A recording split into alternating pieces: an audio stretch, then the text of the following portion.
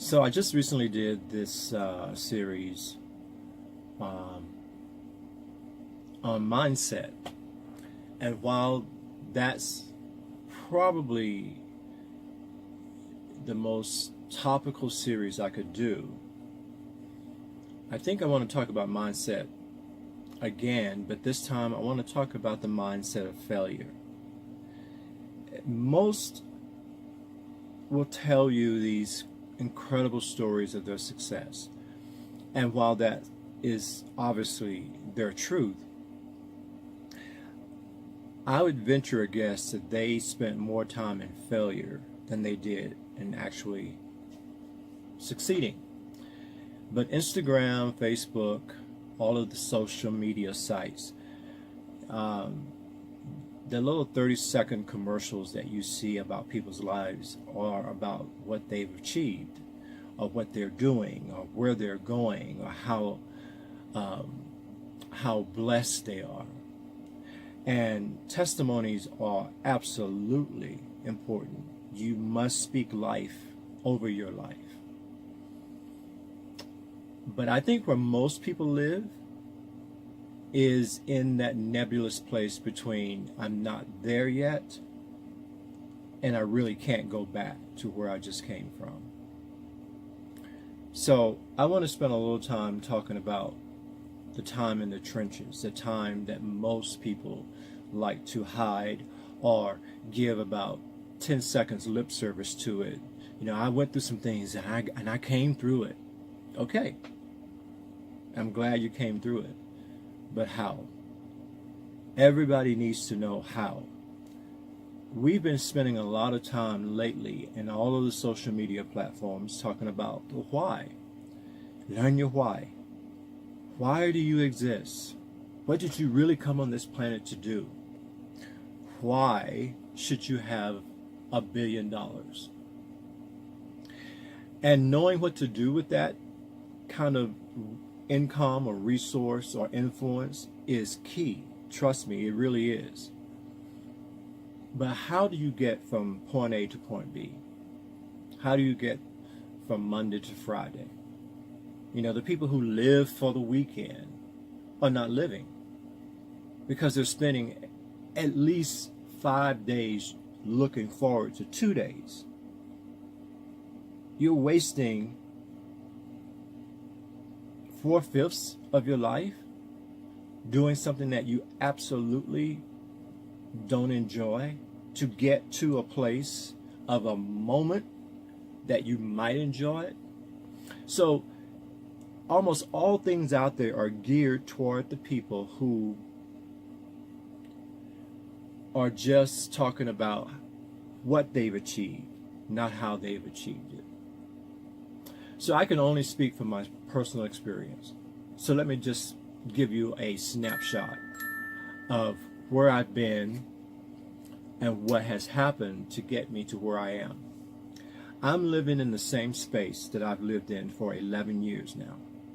I moved into this space in February of 2007. I would like to tell you I had the premonition of what was going to happen here, but I obviously didn't. I was fresh out of New York City. I had lived literally like a homeless man in New York City for several years, and I was gainfully employed. But if you've ever lived in New York City, you know you have to make a lot of money all day, every day to have the autonomy of living alone. You cannot live alone in New York City unless you're a millionaire or you're in a rent control apartment, and those are hard to come by now. And so you'll spend a lot of your time just earning rent. And so in order to not spend all your time earning rent, you'll have 4 or 5 or 6 roommates. It's hard to be creative when everyone around you is hustling. And everyone is hustling in a different direction for a different reason. So I had had enough of New York City. And trust me when I tell you, it is still my favorite city in the world. But I knew New York at the time did not love me back. but I didn't know where I wanted to go. I didn't know. I looked upon writing, producing, I should say, a song, a whole project with a gentleman who wanted some string instruments, multiple string instruments on this particular project, fiddles and violas and violins and mandolins and all that stuff. Okay. Cut to the chase, there's a gentleman that lives in Taos, New Mexico. And we flew out of New York City, went directly to Taos. And on the drive from Albuquerque to Taos, I started to see this incredible landscape. They call it the land of enchantment. It really is. And when you see it for the first time, especially after living in New York City for 17 years and being surrounded by, taxis and honking horns and people screaming and sirens and just the noise that's always in your ear, to come into a place where there's just quiet, I mean peace and quiet, I had forgotten what that sounded like. Now, I had grown up as a small town Texas boy. I should not have forgotten, but I had, because I spent all of this time in all these major cities, from Austin to Philadelphia to now New York City. And I had no time to myself, certainly no peace of mind. And when I hit New Mexico, I knew I couldn't leave. I knew there was no reason for me to return back to New York City and live like a rat. I didn't want to. So I chose to stay. I lived in this beautiful community outside of Taos called the Greater World Earthship Community. It's a way of living off the grid, but it's not, rustic living. It's actually very comfortable. And I lived in this beautiful, beautiful earthship. Look all of this up. I don't have time to get into the details of what they are. And I was living there, and my first couple of days there, I was busy. I was trying to do something with my time. I had to do something. I had that New York mentality, and this was not that place. See, when we stop spinning so fast, when we stop moving in our busyness of being busy, what's really for us, what really should be ours, will find a way to get to us. But we have to stop running from it and start running toward it. So one of the hows is what you're chasing is truly chasing you. It really is. It's trying to catch up to you. But you're so busy going in the opposite direction or running away from it, it can't reach you. So maybe one of the first things you want to think about in this incredible life of changing is slow down. Why are you in a hurry? Do you know where you're going to? The lyric says. Do you like the things that life is showing you? Where are you going to? Do you know? Do you get what you're hoping for? When you look behind you, there's no open door. What are you hoping for? Do you know? See, part of learning how to be successful in the now is recognizing that we're chasing things that we were chasing since we were teenagers, since we were infants, reading these fairy tales and being told all these incredible stories about, a land beyond, and the knight in shining armor, and Prince on the white horse, and all those things that we read, being rescued. I'm not sure any of that served us very well. Because the truth of the matter is, you're going to be your own savior, you're going to be your own rescuer, you're going to be your own knight in shining armor. You are the you you're looking for. That's a deeper subject than I'm going to talk about right now, but I'm telling you the truth. So I'm out there, I'm in the middle of nowhere, I stopped running, I started sleeping, because my mind and my body had to detox from that constant activity that I had been through. I would tell you you're trying to build things on top of the noise that's already in your head. It doesn't work. It doesn't work. And that's the reason I was so excited in the last podcast vlog about Eden Dust, about me creating this place for people to come and slow down and find themselves and believe in themselves again, hear themselves, and maybe meet themselves for the first time. Who are the you now as a young adult that really should be the guy you or girl that you're desiring to be, instead of the one that you remember as a young teenager? See, as an adult, we're sometimes slaves to a person that we thought we wanted to become when we were 12 and 13. And that person doesn't fit in this world of 25, 27. So what are you going to do now? Slow down. Let life catch up to you. Now, what happens at that point is going to be very personal. I will not sit here and tell you, and then the stars are going to be brighter and the leaves are going to turn a certain color of green. It could, it might, probably won't. Everybody's experience is different. I want you to just start paying attention. See, when we were busy, we were focused, no doubt about it, because what we wanted was out there. But now that you slow down and life is catching up to you, what do you want now? You have to start paying attention. Things are right there in front of you. It's someone you already know. It's a place you've already considered but kind of put aside because, it wasn't part of that plan. We are so much smarter than we think we are, and we brag about the wrong things. We brag about things that we're not in control of.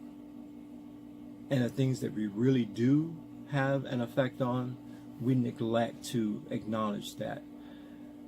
We ask for that. We forgot we asked for it.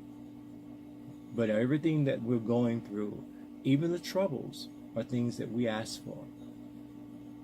In our hubris, in our demanding attitude, we forced our way into places, and now we're reaping the result of that.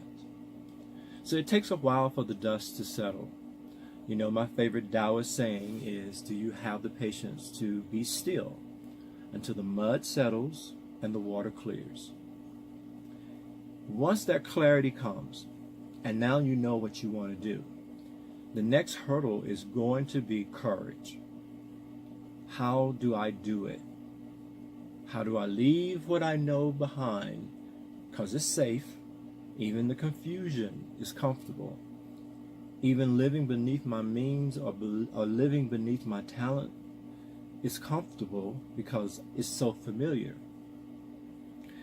But there comes a point where you have to say, you know what? But if I stay here, if I don't get out of this boat and try to walk on this water, I'm going to have the same experience over and over and over again. And I just don't want to wake up 6 years from now still sitting in this boat, waiting for something to happen. I have to be the author, because we are all creators, so we know that part. But I also have to be the finisher. I have to be the one that says, I can do this. I can do this. And I'm going to do this, and this is how.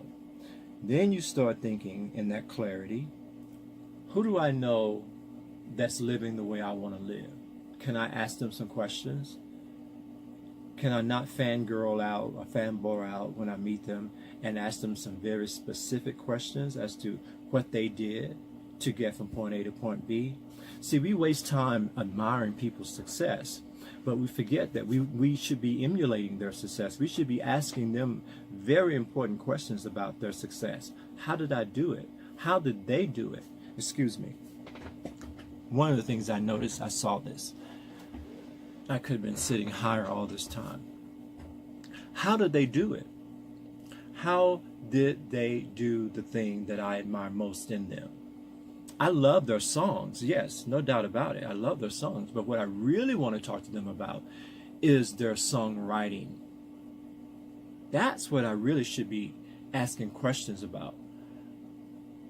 So I want you, in the days to come, reflecting back on this little bit of testimony, not a lot of it,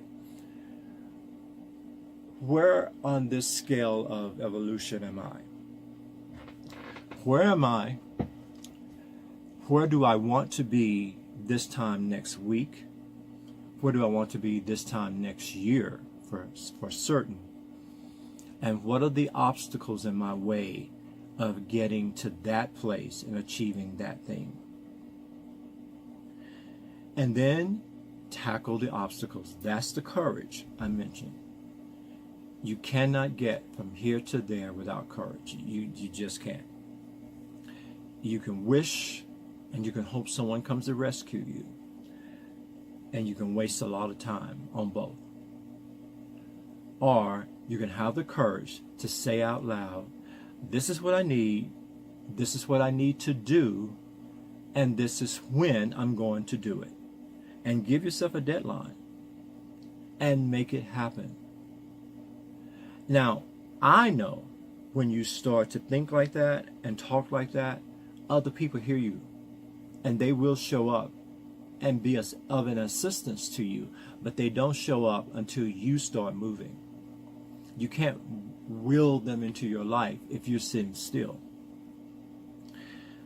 It's a beautiful thing watching my friend next door relax and understand the evolution that he's in right now. I am witnessing the transformation with my own eyes. And it was a slow road. He has been here with me on and off since October of last year. And now here we are in April, and he finally has his own space right next door to me. I'm able to be a guide and be a friend and be a brother without necessarily micromanaging every single thing he does, which I never wanted to do in the first place. So if you are in a position to help someone else, remember what I just said. They need your help, not your actual do it for me. Don't do it for them. Let them find their way in the way they need to find it from the divine resource that you found it in the first place too. I'm excited to see what happens next. I'm excited to talk to you about wherever all of this is going. I'm going to fix my chair. I promise you in the next broadcast I will not be doing this. And I'm going to say thank you for paying attention. I know who you are. I know who's listening on a regular basis now. Not all of you, but some of you. And I'm very, very, very grateful for your time and your attention and your love. You know, it's the fuel that fuels me. All right. Have a great day. Let's work on a better mindset. And let's tell the truth about our evolution from where we started to where we are now. It will help someone who's struggling today with the how. The why they know, the how is what they're looking for today. Peace.